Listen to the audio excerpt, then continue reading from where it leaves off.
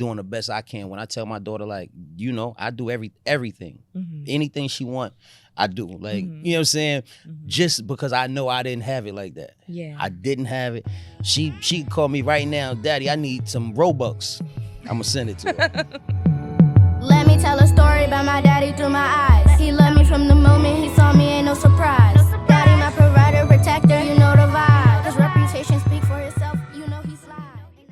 And not to cut you off, but I see that now, like me being a parent and me doing the best I can. When I tell my daughter, like, you know, I do everything. Anything she want, I do. Like, you know what I'm saying? Just because I know I didn't have it like that. Yeah. I didn't have it. She call me right now, Daddy, I need some Robux. I'm gonna send it to her. You get what I'm saying? Like, for real. Yeah. I don't, like, Yeah. so it's just like, I'm just trying to raise mine how I wasn't raised. But as far as me, like, just being affiliated and gangbanging and all that, that's what I come from. I'm from Newark, and it was Crips and Bloods. My neighborhood was Crips. Where I grew up and hung around, it was Crips. We was Grape Street. It's Grape Street Crip where I'm at. So that's where I, you know, gravitated to, and I just did my thing from there. So you automatically, because of the community, got involved. Were there any benefits to being a part of that community? Yes, ma'am.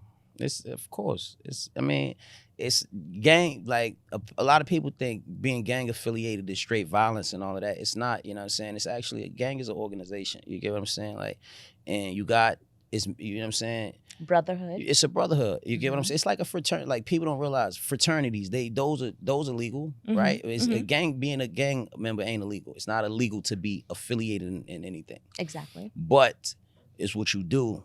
You know what I mean? It's always the activity, absolutely, right, that you partake in. Me personally, me being a Crip is the reason I even was able to get up under Snoop Dogg and meet Unc like that.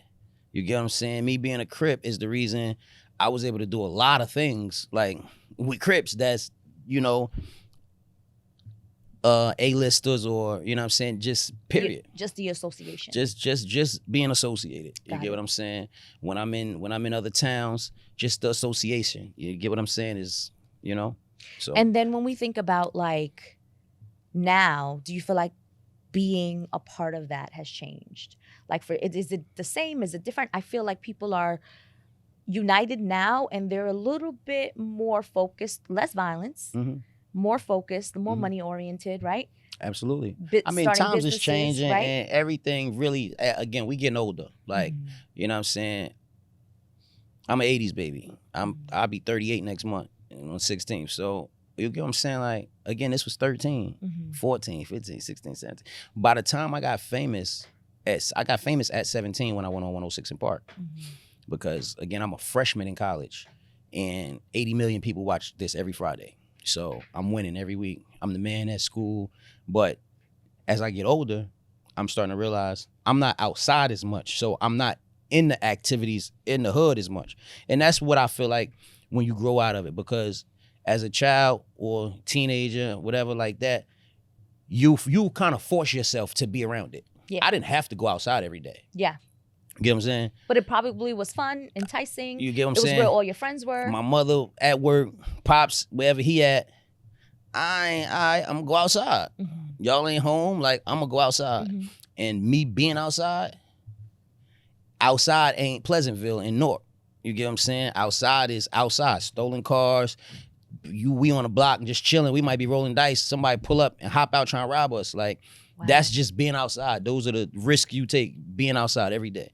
You get what I'm saying? So that's the life we lived as teenagers, because that's what was outside around us. When I hear you say all of that, and I think about, like, we have a new administration, Trump. Did you vote for him? Nah, I didn't vote for Trump. Did you vote at all? I didn't vote. Okay, that's fair. When you think about, like, political parties, and you think about, you know, they always want to, like, help the youth, do things for the community. Being from that environment, having the experience that you have, what suggestions would you, like, offer to politicians or just people wanting to get involved with certain communities and helping them? You got to really want to help them, though. I feel like politicians, they say that just to make their egos look better. You know what I'm saying? I don't feel like it's certain politicians that really have good hearts, but most of it is just for a win. Like I heard Trump saying the changes he gonna make. I heard Kamala saying the changes she gonna make, but it's like none of that's official because they still all that got to get signed off on by other people. It's like not just your decision. Like even with the legalization of recreational marijuana in Florida, Kamala was, I'm making weed legal in Florida. Right at the election, they showed that they denied that anyway. So that wasn't gonna happen regardless. So it's just like sometimes they promise things I feel like that they can't even keep. But if they were to promise something or were to I would want them execute, to help. yes. I would want them to help the youth. Like right now, that's what I'm trying to start getting back into. In my city, like I was with the councilman yesterday. Yes. I was with one of our biggest kingpins. He just came home from a 37-year federal bid. What's his name? Akbar Prey. Okay. You know what I'm saying? And like right now, we're gonna start going to the youth houses, and just to just reform like everything, just to try to keep the kids. Have a presence. Like I have a voice. I'm who I am in my city. I'm who I am in this world, period, not just in my city. And a lot of people, I have a huge following. I got people that I inspire. I got people that look up to me. I got people that hate me that never met me. But I have a voice. So now being where I'm at in life, 37 years old, a beautiful daughter, family, and I'm just like, I'm seeing things for what it is. It's like each one teach one, bro. You gotta, your little bros up under you, you gotta tell them these stories and let them know so they don't go through the same thing. Because I went through a lot, but I didn't go through as much as some of my homeboys. And then some of my homeboys ain't go through as much as I had. So I've seen it on different levels. But I just wanna be able to help those who are headed the wrong way right now, because that jail, or like being in jail and all of that, don't nobody want to be there. It's so interesting because I was there's a program in New York where like kids get they get mentored by like law enforcement, for example, right? So different types of law enforcement, and one of the stipulations of the program that I found interesting was they were only accepting kids with like really good grades. And I said to myself, and that I said don't even make sense. Exactly. I said, and that's what I said to one of the leaders of the project. Sense. I said, why would you want to, work with the kids with the great grades, the A+, grades? That makes no sense. You need to be targeting the kids with the C's and the ones that are failing, because those are the ones that need the most help. Right. And the kids with the A grades, those kids will have a lot of opportunities because they know what they want and they have the support and the guidance to get it, right? Those kids with the C's or the ones that are failing, those are the ones that need to be nurtured. Yeah. And he just looked at me. And so I think about all of these programs, and then I wonder like who's, making these decisions, because clearly more has to be invested in the community, right? Imagine if your life was different. Imagine if you had more support and you still did great with what you had, but you were such a special person that you were able to rise above, which a lot of people are special people, right? They're able to rise above and do things that you're just like, wow, I'm so impressed.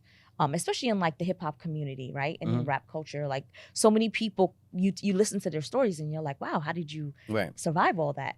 And I feel like if there was more support, a lot more could be done. But see, that's why where we now step in, like I just said yesterday, I had dinner with shout out to Raekwon too, the chef. I had dinner with Raekwon last night and Do It All from Lords of the Underground. And Do It All is actually the councilman now in Newark. You know what I'm saying? So that's what our purpose is, because Do It All is somebody that used to be on the block back in the day, going through the same struggles we go through. You get what I'm saying? So now for him to be the councilman, it's because he's been through it. He knows what he wants. He knows what the community needs. And that's the same type of thing I'm on now. Like, I'm just trying to jump into that bag to where I can actually school my youngins and let them know, like, bro, you headed down the wrong path. 100% you're going to jail or you're going to die. It's just, it is what it is. You got it. That's how life go. God not gonna let you play with him like that. He gonna give you a certain amount of chances, certain amount of decisions that you make. But I want to get in these kids' ears and let them know that. You know what I'm saying? Because they look at me, they see my success. You know what I'm saying? And they like, yo, I didn't do nothing different than y'all besides get up out of here. It's the only thing I did different. Change your environment. I got up out of there. That was it. Creating more opportunities for yourself. I got up out of there. When I think about growth and, well, actually, all of this, it feels like, starts with like your mind. Mm-hmm. When you were growing up, 13, 15, did you think that any of this would happen? Did you manifest this? Mm-mm. I just knew I wanted to be a rapper, but honestly, like, that's all I ever wanted. Like, I was 9 years old writing raps. When they would ask me what I wanted to do at the high school, college, I wanted to rap. I never had nothing else I wanted to do. You get what I'm saying?